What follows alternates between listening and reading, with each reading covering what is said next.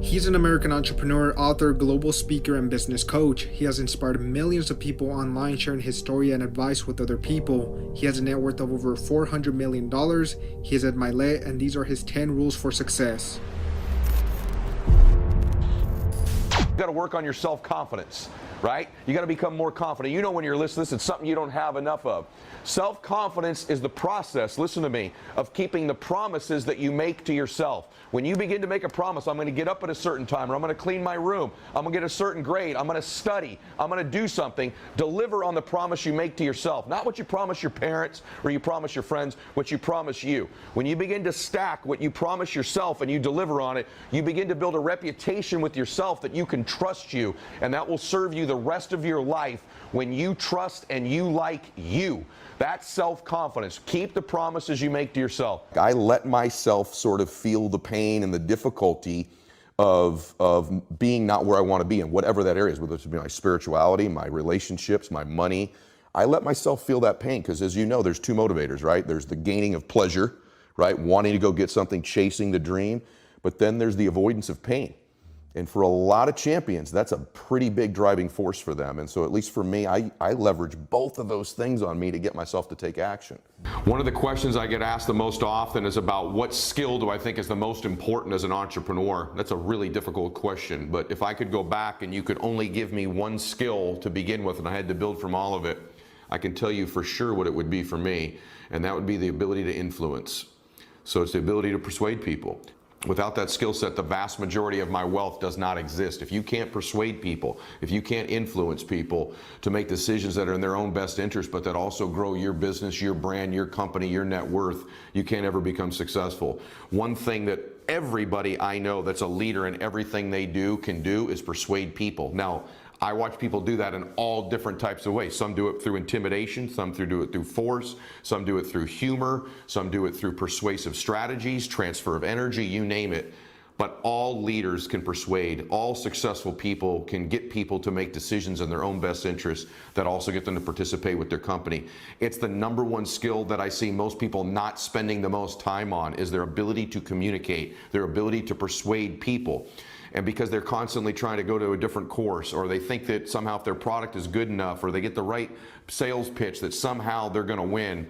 But the fact of the matter is, you've got to become a better persuader. I'm constantly, personally working on that skill and refining it. My ability to persuade from the stage, through the camera here, to get you to make the decisions that are in your own best interest, to persuade you that I can help you, to persuade my children.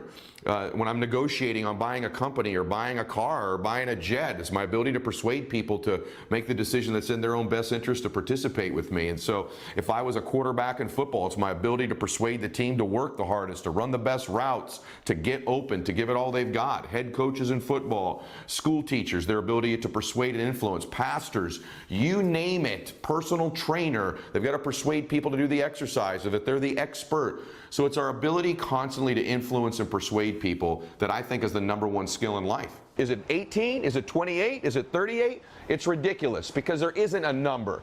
If you've got the desire to win, if you want to be somebody, if you want to make your dreams come true, I don't care if you're 12 years old or 82 years old, your age is irrelevant. It's a form of ageism to tell a young person, just be patient. If you're like me, my mom and my dad didn't give me a business. I didn't start on second or third base like some of these people that are telling you somehow to be patient. I had to pick myself up by my bootstraps and make something of my life. And frankly, the sooner you get going, the sooner you start working on yourself, the sooner you make progress, the sooner you're going to get there and enjoy your life. And so don't listen to that crap. Think about this. When I was in my 20s, I made six figures early in my 20s. By the time I was 30, I was making seven figures. By the time I was 40, I was earning an eight-figure income. What if somebody had told me, cool it, be patient, don't worry about it? My entire life would be different. I wouldn't be looking at the ocean, living oceanfront now, or flying on my jet, or taking care of my parents, or having multiple homes, living on the lake, having multiple boats, multiple cars, whatever the material things are, donating to the charities that I want. And I listen to that absurd, ridiculous, stupid advice. So please don't listen to those people who tell you that. They have good intentions. They're talking about not putting pressure on yourself. You've got all kinds of time. The truth is, a little pressure is probably pretty good for you. Think about this. Steve Jobs was in his 20s and teens when he started. Bill Gates, Mark Cuban, Kylie Jenner. You talk any entrepreneur that's out there today that you know pretty well, most of them started young. Jay-Z started young. LeBron James started young. Why is it that you can't start young? Steve Jobs did, I did, Cuban did, Bill Gates did. There's thousands of entrepreneurs. In fact, the list of billionaires in the country gets younger every single year, as do the millionaires. You want to know why? Because of these things right here. Technology, your phone, your iPad, social media allows people at any age to win, including preteen and teenagers. I talk about living in a state of blissful dissatisfaction, and really the best example of that would be like if you've ever, I love a good meal, right? You know, if I bite into a great piece of steak, if you're a steak eater like I am, you take that first bite, it's like complete bliss, right? There's no correlation between how great that tasted and your lack of desire for the next bite. In fact, that bliss causes you to want more of it. And so the more we can begin to reward ourselves with bliss, we're not going to lose our dissatisfaction. We're not going to lose that. And so for me, our brains, this dopamine hit you get when you do something successful, if you constantly cheat yourself out of that hit, right, biomechanically in your body, less and less in the future will you want to achieve the next level, the next dream, the next step. And that's why so many people stall out in life. They got to a certain point and they cheated themselves out of the bliss, out of the celebration. It's important that we celebrate our wins. We celebrate our lives because it causes us to want the next bite. It keeps us hungrier, not the reverse. And so for me, I want to live in a state of being grateful and blissful now, not waiting for some future place or date that may never arise. Biggest money mistake I made in my life is investing in things that I don't understand and were too complicated. Like stocks. Yeah. Stocks I bought that I knew nothing about that I heard on CNBC I should buy. Or having some guy, one of the things I like about your real estate deals, it's straightforward, it's simple, it's easy to understand. If you present me a deal now and I can't regurgitate it back to you real quick in some simple form, I'm not investing in it. I need to at least understand what it is I'm investing in. Yeah, even if you miss something, you're willing to miss something? I'll miss something, yeah. I've missed many things. Yeah, so yeah. if I can't understand it or it's too complicated and I can't repeat it back to you pretty quickly, you lost me. Yeah. Most people are wandering generalities. So I want to get in shape. Your brain cannot process vanilla generic stuff, man. So the more specific you are, the more clear you are. I mean, precise. I used to walk this beach with my then girlfriend and tell her we will live there someday. Pretty specific. I pointed up at this hill when we were kids when there are no houses here. And there was ones above it. I said, we're going to live there someday, babe. Like, here we are, right? Specific. I didn't want to live on the beach. I wanted to live in Laguna Beach. I wanted to live in Three Arch Bay. I don't want to be in shape. I want to weigh 195. I want 6% body fat. The more specific you are, the more your brain and you can go to work on attracting it and getting it. The people I know that are really happy are very self-aware. In fact, the best entrepreneurs I know are very self-aware. They're aware of their shortcomings, right? They want to improve them. They want to get to the next version of themselves all the time. And so for me, self-confidence comes because I didn't have it. And I think anytime you meet somebody like yourself or myself who might now appear self-confident, it's because I really had to find tools and resources because I was so insecure and shy and introverted. So I had to find techniques and resources to build that up in me. And for me, it's very simple. It's the promises that I keep to myself. If I have a habit over and over of beginning to stack one on top of the other, of keeping promises I make to me, not other people. In other words, the minute you begin to get external in your life, worrying about what other people think about you, right? You've lost all control. And it never fills you up. And people's admiration, people's gratitude towards you will never fill you up. It's your own. It's your own inside. And so for me, self-confidence comes from keeping the promises I make to myself. And the other part of it is being aware I'm doing it. In other words, most people don't give themselves enough credit all the time. They're very aware of these 20% things and not aware of the 80, right? And that's why the dosage is so important too. You've nailed it. It should be 80-20. Right? Because people get addicted to this. I'm not good at this. People don't like this about me. I don't feel good. Instead of focusing on the 80 and stacking it up. Wow, I did eat what I said I was going to today. I did get up when I said I was going to. I made the amount of phone calls. I treated people in such a way I promised myself. It's not just doing those things. It's rewarding it. It's being aware of it and stacking that up. The question is not whether it makes you happy. The question is whether it fulfills you. So you need to begin to make a distinction in your life between happiness and fulfillment.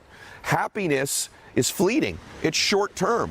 I'm not happy every day I live here oceanfront. I've had many unhappy days in this magnificent place. Happiness is conditional. Happiness is fleeting. It comes and goes. And by the way, you want it to. If you are happy every single second of your life, the bliss of it wouldn't affect you like it does. We want the ebbs and flows of life. The downs in our life make the highs so much sweeter.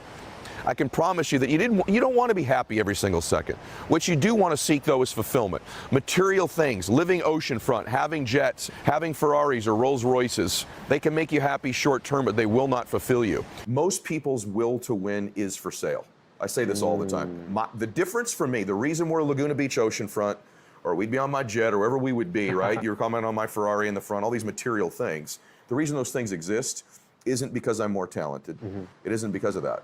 I'm an average dude. You've met me, we've been talking, you know I'm a pretty average dude, okay? My will to win's not for sale. It almost was, but you can't buy me. There is no price, as long as it's legal, ethical, and moral, I will not pay for my dreams to happen. No price. And so most people, there's a price where they'll sell their will. They'll sell their dream, they'll sell their kids, they'll sell out their will to win. They will just eventually relent. You can be bought. Now they'll call it something later. It wasn't for me, it didn't work out, the timing was like bullshit. You sold out your dream, you sold your will to win, you sold your family, you can be bought. The question for you as an entrepreneur is, can you be bought? Because the long term, as long as you hang in there long enough, I promise you there's a breakthrough eventually. I promise you that there is. So my advice to you is just negotiate it now. What's the price? And if it better be, there is no price where you can buy my will. Because for me, it's this. I'm not going through this life on the average track. Right. Where it's really smooth, a couple barbecues on the weekend, not a lot of bad weather, not a lot of bumps, not a lot of ups and downs. I want to be in the arena. I want to be on the bumpy road, the road less traveled. Right. Throw my ass on that road. I'm already prepared, man. You can knock me down, I'm getting back up. Knock me down, I'm getting back up. You cannot buy my will to win. That's what you got to decide as an entrepreneur, because here's the deal, man. You're going to have plenty of times where someone's going to be willing to write you a check with failure. What's your price? How much failure can you take? How many hits are you willing to take before the check is written and you get bought out? For me, there's no check. There's no price. The price cannot be bought from me. So those were Ed Mylett's rules for success. Comment below which one is your favorite and comment below who you would like us to cover next. This is Alpha Leader signing out. Thanks for watching.